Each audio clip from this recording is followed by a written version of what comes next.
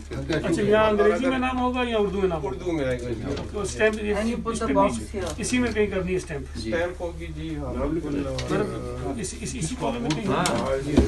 इस किस्म की स्टैम्प और ये यहाँ कहीं भी कर देंगे इस बॉक्स में? बॉक्स में स्टैम्प, बॉक्स में आपको स्टैम्प करना पड़ेगा। इधर स्टैम्प और करना, ये नाम नहीं लिखना पड़ेगा। नहीं, नाम तो वहाँ पे लिखा होगा, जो कैंडिडेट होगा। उर्दू भी अंग्रेजी? इधर हाँ ऐसे लग के नाम उर्दू में, नाम उर्दू में आएगा, ये उर्दू में आएगा, उर्दू में नाम आएगा।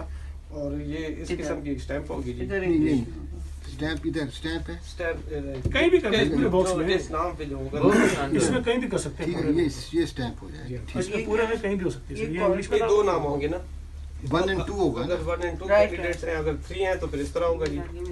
ये भी So तो there's another candidate और 1, 4 होगा तो फिर इस तरह होगा। candidate 2, हाँ? ऑब्वियसली वो And so stamp. स्टैम्प सकता है शेख आतिक Got it. इसकी तस्वीर है। सिर्फ ये है कि रख लेते हैं। जो अभी नए हैं ना sir, Forgiving members. the only फर्क है यही चीज है।